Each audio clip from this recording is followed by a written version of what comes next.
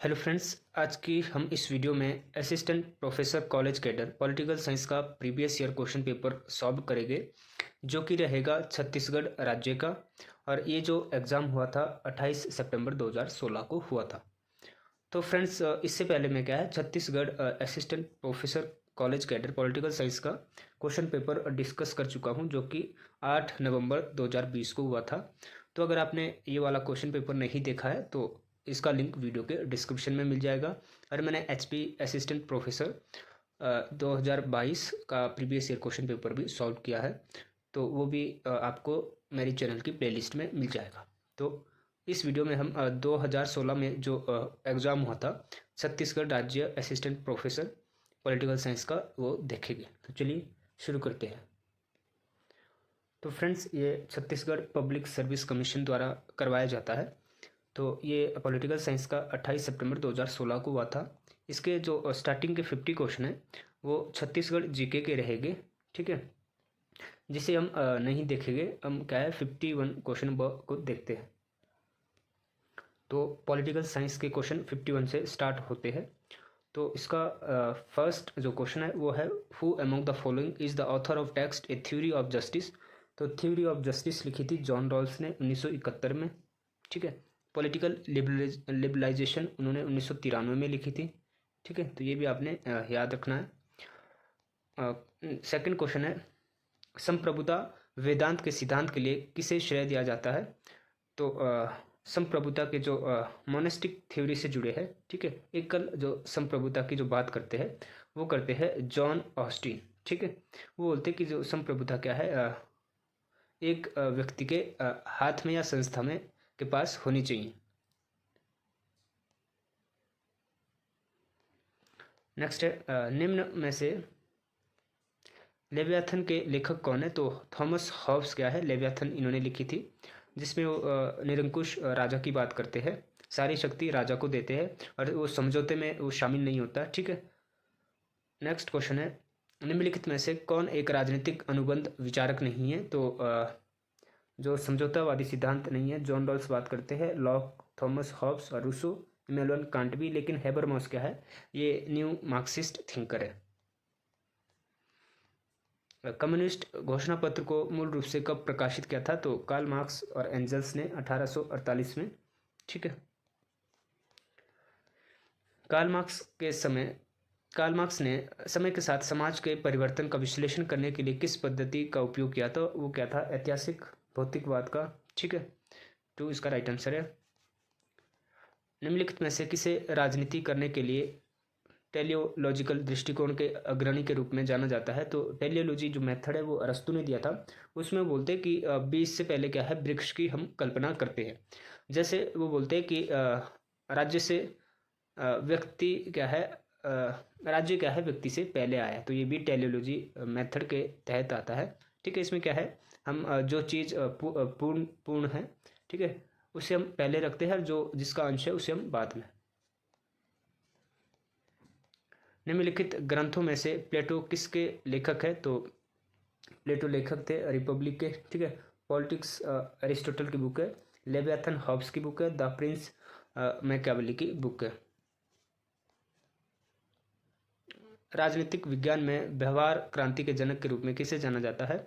तो बिहेवियरल जो अप्रोच है वो दी थी डेविड ईस्टन ने, ठीक है। इसमें वो 8 प्रकार की विशेषताएं बताते हैं। और क्या है, व्यवहारवाद में वो प्योर साइंस इसे बनाना चाहते हैं। और वैल्यू लेस की वो बात करते हैं, वैल्यू फ्री की, ठीक है। भारतीय संविधान की कौन सी धारा में मौलिक अधिकारों के विवरण दिए गए। तो भाग 3 में आर्टिकल 12 से 35 तक क्या है, मौलिक अधिकारों की बात करता है। निम्नलिखित में से भारतीय राष्ट्रीय संघर्ष में उदारवाद कौन थे। तो उदारवादी थे भारतीय राष्ट्रीय संघर्ष में दादा भाई नौरोजी, ठीक है। बाल गंगाधर तिलक क्या है, ये एक्सट्रीमिस्ट स्वतंत्रता सेनानी थे। निम्नलिखित में से द स्पिरिट ऑफ लॉज के लेखक है मॉन्टेस्क्यू। किस संवैधानिक संशोधन के कारण वर्तमान में के पंचायती राज संस्थाओं का जन्म हुआ है। तो 73वें संवैधानिक संशोधन 1993 में के द्वारा क्या है, पंचायती राज संस्था का गठन हुआ है। और 74वें संवैधानिक संशोधन द्वारा क्या है, शहरी निकाय के प्रशासन की बात की गई है। दक्षिण एशियाई क्षेत्रीय सहयोग संघ, south Asia association of regional council किस वर्ष में स्थापित हुई थी? तो ये 8 अगस्त 1985 में, ठीक है। और इसमें 8 कंट्री है, मालदीव, श्रीलंका, भारत, पाकिस्तान, बांग्लादेश, नेपाल, भूटान और अफगानिस्तान को क्या है 2008 में मिलाया गया था। राज्य के सप्तांग सिद्धांत को किसने तैयार किया था? तो कौटिल्य का ये है सप्तांग सिद्धांत राज्य का, मनु भी देते हैं। निम्न में से किसने तर्क किया कि अधिकार राजनीतिक तुरुप की तरह मौजूद होते हैं? तो रोलार्ड डार्किंग की ये कहते हैं, ठीक है। टेकिंग राइट सीरियसली भी इनकी एक बुक है जो अक्सर एग्जाम में पूछ ली जाती है। रॉबर्ट नोजी के कार्य को आप किस सिद्धांत के तहत वर्गीकृत कर सकते हैं? तो रॉबर्ट नोजी क्या थे? स्वाधीनता का समर्थक थे। ये क्या है, स्वेच्छातंत्रवादी थे, आप कह सकते हैं नव उदारवादी थिंकर थे ये। कौन से देशों के बीच पंचशील समझौते पर हस्ताक्षर किए गए थे? तो भारत और चीन के बीच 1954 में हुआ था पंचशील, ठीक है, जिसमें 5 बातों पर सहमति हुई थी। और भारत के प्रधानमंत्री जवाहरलाल नेहरू और चीन के प्रधानमंत्री चाउमिन के बीच ये समझौता हुआ था। बांग्लादेश मुक्ति युद्ध किस वर्ष में लड़ा गया था? तो 1971 में, ठीक है, बांग्लादेश बना था। और 1972 में भारत पाकिस्तान के बीच शिमला समझौता होता है। राम मोहन राय ने किस सामाजिक व्यवस्था के खिलाफ अपने सबसे सफल अभियान शुरू किया था? तो सती प्रथा को राजा राम मोहन राय ने 1828 में समाप्त किया था। एरिस्टोटल के अनुसार सरकार की किस प्रकार की विकृति से लोकतंत्र की उत्पत्ति होती है? तो यहाँ थोड़ा राजतंत्र नहीं है, यहाँ होना चाहिए पॉलिटी, ठीक है, इंग्लिश में सही है, ठीक है। पॉलिटी क्या है, लोकतंत्र का अच्छा रूप है, ठीक है। वो बोलते हैं पॉलिटी सबसे अच्छी शासन प्रणाली है और इसका विपरीत रूप है लोकतंत्र।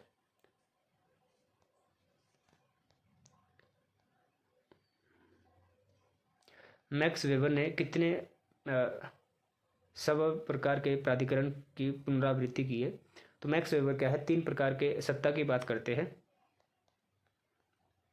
How many types of authority did Max Weber iterate as possible? तो 3 प्रकार की बोलते हैं, परंपरागत सत्ता और कानूनी और करिश्माई सत्ता की बात करते हैं मैक्स वेबर। किस राजनीतिक वैज्ञानिक ने 1960 के भारतीय पार्टी प्रणाली का वर्णन करने में कांग्रेस प्रणाली शब्द का गठन किया? तो वे क्या था, रजनी कोठारी ने। किस बहुपक्षीय संस्था ने साप्टा बनाने का निर्णय लिया? तो सार्क ने। ये बनी थी 1900 आई थिंक 92 में या 90 में, ठीक है, मैं यहाँ कंफर्म नहीं हूँ। धन विधेयक को पारित या वापस करने के लिए राज्यसभा को दी गई अधिकतम समय सीमा होती है 14 दिन तक, ठीक है। और धन विधेयक की जो व्यवस्था है आर्टिकल 110 और वित्त विधेयक आर्टिकल 117 के तहत भारतीय संविधान में व्यवस्था की गई है। वित्त विधेयक को क्या है, राज्यसभा रोक सकती है। स्थापना के समय भारत के संविधान में कितने मौलिक अधिकार दिए गए थे? तो उस समय 7 मौलिक अधिकार थे, ठीक है। और 44th अमेंडमेंट के द्वारा 1978 में क्या है, संपत्ति के अधिकार को समाप्त करके क्या है, इसे कानूनी अधिकार बनाया गया है और आर्टिकल 300 के तहत इसकी व्यवस्था की गई है। अब ये क्या है, कानूनी अधिकार है, ना कि मौलिक अधिकार। अब 6 है, ठीक है, वर्तमान में। निम्नलिखित में से भारत के राष्ट्रपति की सही चुनाव प्रक्रिया क्या है? तो निर्वाचक मंडल के सदस्यों के द्वारा प्रत्यक्ष रूप से ये चुने जाते हैं। किस संस्थाओं को हाउस ऑफ एल्डर्स के रूप में संदर्भित किया जाता है? तो राज्यसभा को, ठीक है, उच्च सदन भी इसे कहते हैं, लोकसभा को निम्न सदन कहते हैं। कौन से राजनीतिक वैज्ञानिक ने स्वतंत्रता की अवधारणा को सकारात्मक और नकारात्मक स्वतंत्रता के 2 घटकों में वर्गीकृत किया है?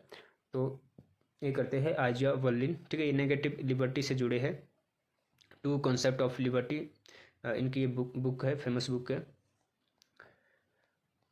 निम्नलिखित विद्वानों के बीच किसे वितरणात्मक न्याय की सामुदायिक आलोचना के लिए जिम्मेदार ठहराया जा सकता है? तो माइकल सैंडल, ये समुदायवादी विचारक है, ठीक है। निम्नलिखित में से किसे द्वंद्वात्मक विचारवाद की कार्यप्रणाली के लिए जिम्मेदार ठहराया जा सकता है? तो G.W.F. हेगल। ठीक है, ये क्या है, प्लेटो से लेते हैं और प्लेटो सुकरात से डायलेक्टिक मेथड लेते हैं और हेगल से फिर कार्ल मार्क्स एडॉप्ट करते हैं और बोलते हैं कि मैंने हेगल के जो द्वंद्ववाद है, जो पहले सिर के बल खड़ा था, अब मैंने उसे पैर के बल खड़ा कर दिया है। क्यों वे ऐसा बोलते हैं? क्योंकि हेगल क्या है, बोलते हैं कि सबसे पहले विचार को महत्व देते हैं, ठीक है, प्राथमिकता देते हैं, उसके बाद भौतिक चीज़ों को। कार्ल मार्क्स भौतिक चीज़ों को पहले रखते हैं और विचार को बाद में। हमने किस देश के संविधान से राज्य के नीति निर्देशक सिद्धांत को लिया है? तो आयरलैंड के संविधान से। भारतीय संविधान में भाषा का विषय किस अनुसूची में है? तो 8वीं अनुसूची में 22 भाषाएं। उपयोगितावाद के दर्शन के संस्थापक कौन है? तो जेरेमी बेंथम। और वो बोलते हैं कि स्टेट का जो काम होगा वो व्यक्ति के सुख को अधिक से अधिक करना और दुख को कम करना है। लेनिन के द्वारा मार्क्सवाद के सिद्धांत और कार्यप्रणाली के लिए कौन सा सही योगदान किया गया था? तो वैनगार्ड पार्टी का सिद्धांत और उपनिवेशवाद के सैद्धांतिक विश्लेषण। निम्नलिखित सिद्धांतकारों में से द रूलिंग क्लास के लेखक है गैटोनो मोस्का, पेरेटो और मोस्का। ये क्या है, इटली के है। एक बार ये क्वेश्चन आया था कि इटली के जो विचारक है वो कौन से है, और ये एलिट थ्योरी से जुड़े हैं। रॉबर्ट डाहल द्वारा निम्नलिखित में से किस राजनीतिक अवधारणा को प्रतिपादित किया गया था? तो बहुशासन, ठीक है, बहुलवाद से जुड़े हैं रॉबर्ट डाहल। किस संविधान संशोधन अधिनियम के द्वारा भारतीय नागरिक के लिए मतदान की उम्र 18 वर्ष कर दी थी? तो 61वां संवैधानिक संशोधन 1989 को, ठीक है, राजीव गांधी जी द्वारा ये किया गया था। किस संयुक्त राष्ट्र महासचिव के नेतृत्व के अंतर्गत एन एजेंडा फॉर पीस, वह रिपोर्ट जिसे शीत युद्ध के पश्चात संयुक्त राष्ट्र में परस्पर भूमिकाओं को व्यक्त करते हुए शांति और सुरक्षा बनाए रखने के लिए रेखांकित किया गया था? तो ये बुतरस घाली, ठीक है, द्वारा की गई थी। 1, 2, 3 सैन्य परमाणु समझौते पर किन दो देशों के बीच हस्ताक्षर हुए? तो भारत और संयुक्त राज्य अमेरिका के बीच ये हुआ था 2005 में, और 2008 में ये लागू हुआ था। तो कई बार ये क्वेश्चन आता है कि लागू कब हुआ था ये समझौता, तो 2008 में, और हुआ कब था? 2005 में। न्याय के रॉल्सियन सिद्धांत, जिसे न्याय के निष्पक्षता के रूप में जाना जाता है, किस प्रकार के सिद्धांत का उदाहरण है? तो आदर्श सिद्धांत। किस विचारक के अनुसार वैश्वीकरण से पृथ्वी का रूपांतरण एक वैश्विक गांव के रूप में हो गया है? तो मार्शल मैकलुहान ये कहते हैं। सुप्रीम कोर्ट में केशवानंद भारतीय मामले बनाम केरल राज्य, भारत के संविधान के संबंध में किस अवधारणा की उत्पत्ति हुई? तो बेसिक स्ट्रक्चर का जो कॉन्सेप्ट है वो आया था 1973 में, केशवानंद भारती मामले में। भारत में किस धारा के माध्यम से सामान्य आपातकाल की स्थिति की घोषणा की जा सकती है? तो राष्ट्रीय जो आपात है वो 352, और राष्ट्रपति जो शासन है वो राज्यों में लगता है, 1 या 2 से अधिक राज्यों में भी लग सकता है, उसे हम राष्ट्रपति शासन कहते हैं। 360 वित्तीय आपातकाल। भारत के आकस्मिकता निधि को किसके अधिकार के अंतर्गत रखा गया है? तो कंटीजेंसी फंड होता है प्राइम मिनिस्टर के अधिकार के अंतर्गत, प्रधानमंत्री के। निम्नलिखित में से क्या भारत में संसद के सदनों की संयुक्त बैठक के प्रावधान के बारे में सच नहीं है? तो संसद के एक सदन के द्वारा बिल स्वीकार होने के बाद दूसरे सदन के द्वारा अस्वीकार कर देने पर संयुक्त बैठक बुलाई जाती है, तो ये सही है। 3 है, संयुक्त बैठक को तब बुलाया जाता है जब संसद के दोनों सदन बिल में किए जा रहे संशोधन के लिए असहमत व्यक्त होते हैं या करते हैं, बिल्कुल सही। संयुक्त बैठक लोकसभा के अध्यक्ष की अध्यक्षता में की जाती है, ये भी सही है, यदि संसद के उच्च सदन राज्यसभा को भंग कर दिया गया हो। और जो नहीं है वो है जब राष्ट्रपति बिल को मंजूरी देने से मना कर देते हैं तो संयुक्त बैठक को बुलाया जाता है, तो ये गलत था, बाकी सब सही है। अपनी स्थापना के समय में भारत के संविधान में कितने धाराओं और अनुसूचियों को शामिल किया गया था? तो 395 अनुच्छेद थे उस समय, 8 अनुसूचियाँ और 22 भाग थे, ठीक है। कौन से निम्नलिखित घटकों के माध्यम से भारत के संविधान में आर्थिक न्याय की अवधारणा प्रदान की गई है? तो आर्थिक न्याय की बात की गई है प्रस्तावना में और राज्य के नीति निर्देशक सिद्धांतों में। भारत में किस वर्ष में राजभाषा अधिनियम को लागू किया गया था? तो 1963 में। भारतीय उपमहाद्वीप में आधुनिकता द्वारा पारंपरिक सामाजिक ढांचे के समक्ष चुनौतियों के सामने खड़ा होने वाला पहला व्यक्ति कौन था? तो वो था राजा राममोहन राय। ठीक है, उन्होंने क्या, जो भारतीय समाज में जो कुरीतियाँ थी उस समय, ठीक है, उसको उन्होंने उसकी आलोचना की और उसको दूर करने की कोशिश भी की। जैसे सती प्रथा और वो जो जाति के आधार पर जो भेदभाव होता था उसके अगेंस्ट थे, और भी बहुत सारी सामाजिक कुरीतियाँ थी। तो सबसे पहले जो विचारक थे, व्यक्ति थे, वो थे राजा राममोहन राय। 1936 में इंडिपेंडेंट लेबर पार्टी के संस्थापक थे BR अम्बेडकर। लेखक M.K. गांधी द्वारा लिखी गई हिंद स्वराज की कथा को आख्यान की श्रेणी में निम्नलिखित में से किस रूप में वर्गीकृत किया जा सकता है? तो ये संवाद शैली में लिखी गई थी 1909 में। ठीक है, इसमें दो व्यक्तियों के बीच संवाद है हिंद स्वराज में, और सबसे कम समय में ये लिखी गई गांधी जी की पुस्तक थी। ये भी कई बार पूछा जाता है। भारत के कौन से संशोधन अधिनियम में एक ही व्यक्ति को 2 या 2 से अधिक राज्यों के लिए राज्यपाल के रूप में नियुक्त किया जा सकता है? तो 7वां जो अमेंडमेंट हुआ था उसमें ये बात की गई थी। राज्य विधायिका एक सदनीय या द्विसदनीय द्वारा धन विधेयक पारित कर दिए जाने पर राज्यपाल द्वारा निम्न में से कौन सा गलत कार्य हो सकता है? तो जो संबंधित नहीं है, तो वे भारत के उपराष्ट्रपति के द्वारा विचार करने के लिए बिल को आरक्षित करते हैं, तो ये गलत है, बाकी सारे सही है। ठीक है, वो क्या है, राज्यपाल क्या है, आर्टिकल 200 के तहत क्या है, किसी विधेयक को, राज्य के विधेयक को क्या है, राष्ट्रपति के विचाराधीन रख सकता है। निम्न विद्वानों में से कौन अभिजात वर्ग सिद्धांतों से संबंधित नहीं है? तो एलिट थ्योरी से ऊपर भी वहाँ क्वेश्चन रिपीट हुआ था।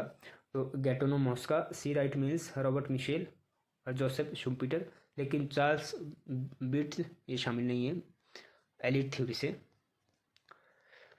भारत के संविधान के अनुसार निम्नलिखित में से कौन सा पूरे या भारत के किसी भी हिस्से के लिए अंतर्राष्ट्रीय संधियों को लागू करने के संबंध में संसद के लिए सही है? किसी भी राज्य की सहमति के बिना क्या है, कोई भी जो समझौता है, अंतर्राष्ट्रीय समझौता, वो संधि हो सकती है, राज्य से उसकी सहमति लेना आवश्यक नहीं है। निम्न में से कौन सा नकारात्मक और सकारात्मक अधिकार के विचार के बारे में सच है? तो 5 नकारात्मक अधिकारों में गैर हस्तक्षेप शामिल होता है, बिल्कुल सही, नेगेटिव लिबर्टी। जैसे जेस मिल क्या बोलते हैं कि जो 2 प्रकार के अधिकार बोलते हैं, स्वतंत्रता बोलते हैं कि 100 से संबंधित जो कार्य है, 100 संबंधी कार्य और पर संबंधी कार्य। तो बोलते हैं कि जो आदमी के 100 से संबंधित कार्य है उस पर स्टेट का किसी भी प्रकार का हस्तक्षेप नहीं होना चाहिए, लेजिस्फेयर की बात करते हैं। जबकि सकारात्मक अधिकारों में कर्तव्य शामिल होते हैं, तो ये सही है, बाकी सारे गलत हैं। निम्नलिखित में से कौन सा संयोजन सही है? तो हॉब्स प्राकृतिक अधिकार, बिल्कुल सही। रॉबर्ट नोजिक लिंग संबंधी अधिकार, तो रॉबर्ट नोजिक ऊपर भी मैंने बोला ये नव उदारवादी थिंकर है। अमर्त्य सेन अधिकारों का सामुदायिक परिप्रेक्ष्य, तो ये भी गलत है। तो ए इसका राइट मैच है, बाकी सभी गलत है। द सिटी ऑफ गॉड के लेखक कौन है? तो वो है सेंट ऑगस्टाइन। गैब्रियल आमंड के अनुसार निम्नलिखित विशेषताओं में से क्या सभी राजनीतिक व्यवस्था के लिए आम है? तो वे बोलते हैं कि सभी राजनीतिक व्यवस्था में सरल व्यवस्था में भी राजनीतिक संरचना और सहवर्ती राजनीतिक कार्य होते हैं। तो ए इसका सही आंसर है। स्ट्रक्चरल फंक्शनल अप्रोच देते हैं गैब्रियल आमंड। लुशियन पाई द्वारा राजनीतिक विकास के पहलू एस्पेक्ट्स ऑफ पॉलिटिकल डेवलपमेंट किताब में राजनीतिक विकास की सही परिभाषा क्या बताई गई है? तो 2 राजनीतिक विकास आर्थिक विकास के राजनीतिक आधार को संदर्भित करता है। इस बहुपक्षीय संस्था ने वर्ष 1960 में भारत और पाकिस्तान के बीच सिंधु जल संधि की मध्यस्थता की थी। तो कई बार ये क्वेश्चन रिपीट हुआ है विश्व बैंक में।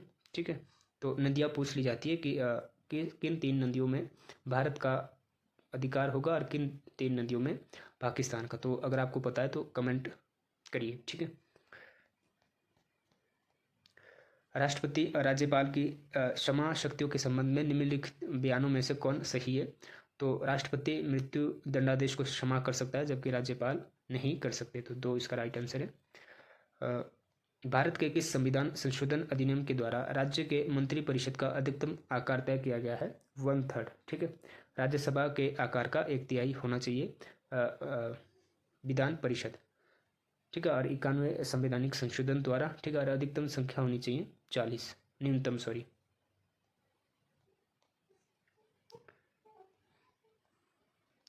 किस प्रधानमंत्री के कार्यकाल को में लुक ईस्ट पॉलिसी जैसी विदेश नीति के पहल की शुरुआत हुई थी? तो ये नरसिम्हा राव द्वारा 1992 में, और इसे लुक एक्ट ईस्ट पॉलिसी 2014 में नरेंद्र मोदी द्वारा किया गया। डेविड ईस्टन द्वारा व्यक्त निम्न सुविधाओं में से कौन सा सोच के व्यवहारिक स्कूल को परिभाषित नहीं करता? तो जो व्यवहारवाद की जो 8 विशेषता है उसमें व्यवस्थापन, परिमागण, सत्यापन और नियम निष्ठता की बात की गई, लेकिन आदर्श सिद्धांत की नहीं। वो उसे व्यवहारवाद में क्या है, प्योर साइंस बनाना चाहते थे, ठीक है। सिस्टमाइजेशन, क्वांटिफिकेशन, वेरिफिकेशन, रेगुलेटरीज, लेकिन आइडियल थ्योरी की उसमें बात नहीं करते। निम्न में से पंचशील की विशेषता सिद्धांत क्या है? तो पंचशील में क्या है, शांति और संप्रभुता के लिए आपसी सम्मान है।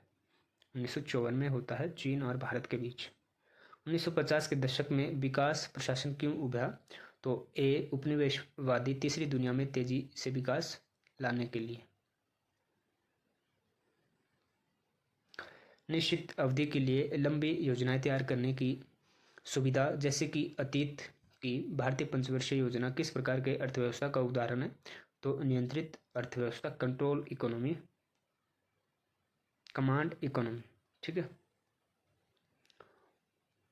कार्ल ड्यूश द्वारा व्यक्त संचार सिद्धांत संचार के किस मॉडल से लिया गया था? तो ये लिया गया था सूचना और साइबरनेटिक्स से, ठीक है। इन धाराओं में से कौन सा सेट भारत के केंद्र और राज्य के बीच विधायी संबंधों की प्रकृति को चित्रित करता है? तो आर्टिकल 245 से 255 में क्या है, राज्य और सेंटर के विधायी संबंधों के बारे में बात करता है। निम्न में से कौन सा भारतीय विदेश नीति की सच्ची विशेषता का प्रतिनिधित्व नहीं करता है? तो उपनिवेशवाद विरोधी ये है भारत की विदेश नीति, पंचशील भी है, गुटनिरपेक्षता भी है, और गैर परमाणु राज्यों के खिलाफ परमाणु हथियार का उपयोग ये भारत की विदेश नीति नहीं है। राष्ट्रमंडल के साथ संबंध बनाए रखना, तो जो नहीं है तो वो है 4, बाकी सभी है भारतीय विदेश नीति की विशेषताएं। राज्य और पूंजीवाद के साथ उनके संबंधों पर अध्ययन करते समय किस विचारक ने यह दलील दी थी कि राज्य प्रमुख वर्गों की ओर से काम करने वाला कर्ता नहीं है बल्कि वर्ग संघर्ष का एक क्षेत्र है? तो हमजा अलवी। ये नेट में भी कई बार ये क्वेश्चन आया है, तो इसे आपने याद रखना है। भारत जैसे लोकतांत्रिक प्रणाली में न्यायिक समीक्षा, जुडिशियल रिव्यू की शक्ति की जरूरत क्यों है? ताकि क्या है, जो संविधान की सर्वोच्चता के सिद्धांत को बनाया जा सके। भारत के संविधान के अनुसार राज्यसभा को कौन सी विशेष शक्तियां प्रदान की गई है? तो कई बार ये अलग अलग एग्जाम में ये क्वेश्चन आया है।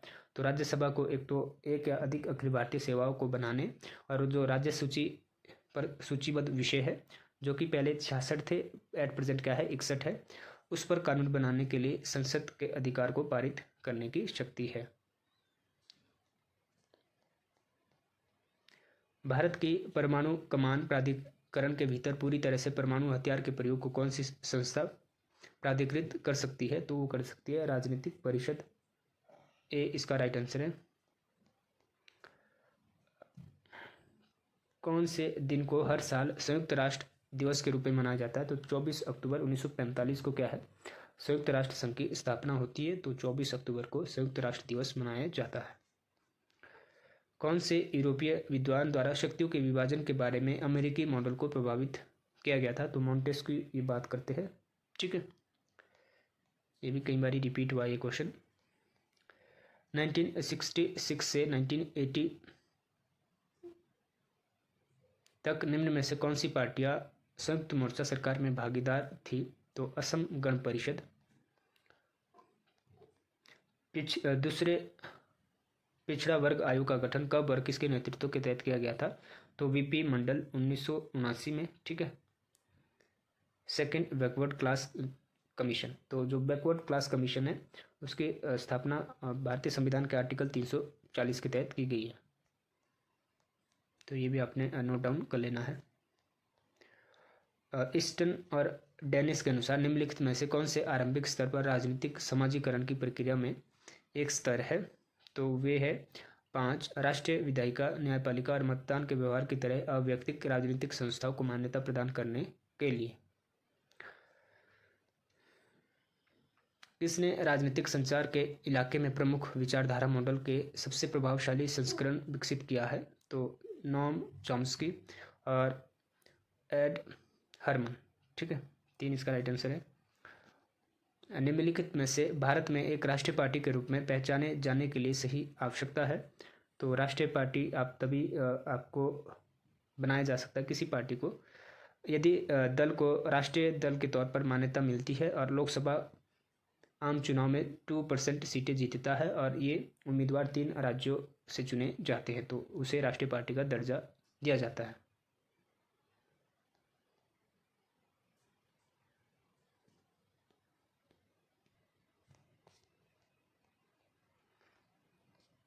किस संवैधानिक संशोधन कानून के तहत पर्यावरण की सुरक्षा भारतीय राज्य का उत्तरदायित्व हो गया था और ये संविधान के किस भाग में सम्मिलित है? तो 42वें संवैधानिक संशोधन राज्य के नीति निर्देशक सिद्धांत। निम्नलिखित में से कौन सा रूढ़िवादी राजनीतिक विचारधारा का चारित्रिक लक्षण है? तो संगठनवाद क्या है रूढ़िवाद की प्रमुख विशेषता है। निम्न में से किन समाजवादियों को नैतिक समाजवाद की मानवतावादी परंपरा की श्रेणी में वर्गीकृत किया जा सकता है? तो विलियम मॉरिस, तो इसका राइट आंसर है। निम्न में से क्या पर्डुआ के मॉरिल्सियस की प्रमुख पाठ्य पुस्तक द डिफेंडर ऑफ पीस का प्रमुख मूल भाव है? तो संसारिक सत्ता के पक्ष में प्रबल कैथोलिक विरोधी तर्क।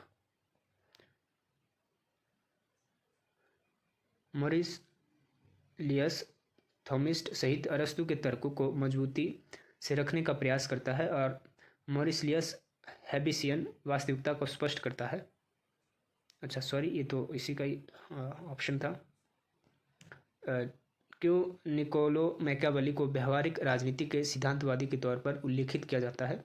क्योंकि वो बोलते थे कि वह मानवीय व्यवहार में आदर्शों को त्यागने और अनुभवजन्य वास्तविकता के अवलोकन की आवश्यकता को समर्थन देता है। वो बोलता है कि जो राजा होगा उसमें लोमड़ी की तरह चालाकी और शेर की तरह बहादुरी भी होना चाहिए। वो बोलता है कि ज़रूरत पड़ने पर क्या है राजा हिंसक कार्य भी कर सकता है, ठीक है। और वो क्या है लोगों की नज़रों में क्या है वो आदर्शवादी भी होना चाहिए। इनमें से कौन से वक्तव्य राज्यसभा के संबंध में सही नहीं है? तो लोकसभा और राज्यसभा के बीच एक अंतर यह है कि कोई उम्मीदवार लोकसभा के लिए भारत के किसी भी राज्य से चुनाव लड़ सकता है और राज्यसभा के उम्मीदवार को उस राज्य का निवासी होना चाहिए जहाँ से वो चुनाव लड़ रहा है, तो ये गलत है, बाकी सभी सही है राज्यसभा के संबंध में। 3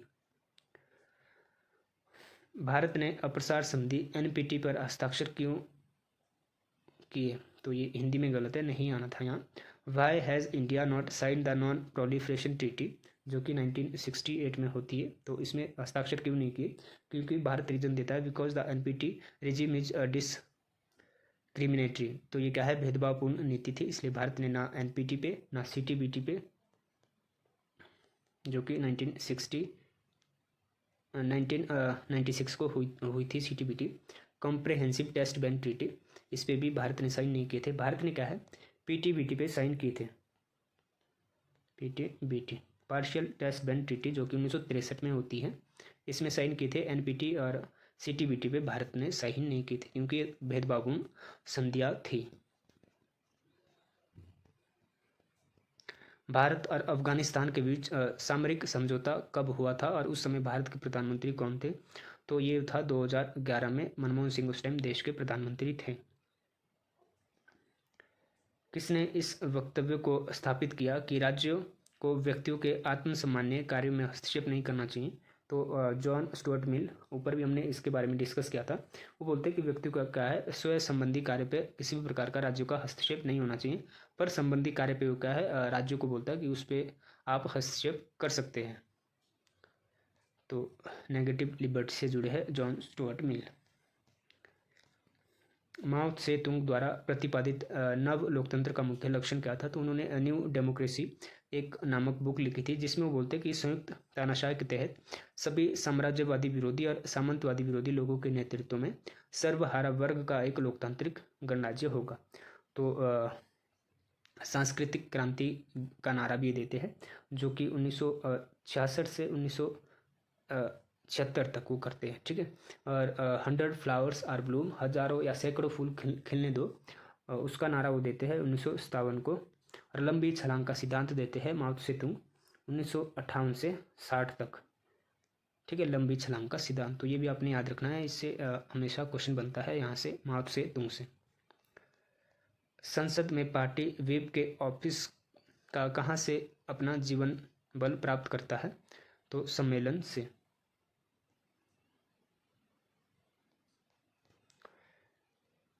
किस राजनीतिक दार्शनिक ने न्याय में तुलनात्मक पद्धति लागू करने का सिद्धांत दिया था? तो वे देते हैं अमर्त्य सेन।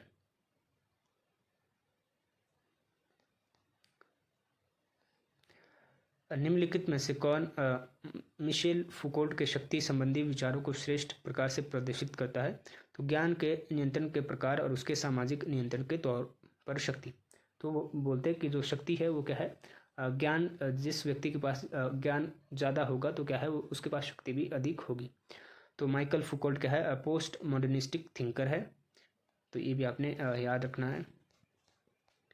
अरविंदो घोष का वंदे मातरम उनके राजनीतिक उद्भव के किस काल को दर्शाता है? तो आध्यात्मिक राष्ट्रवाद के पिता है अरविंदो घोष भारत के।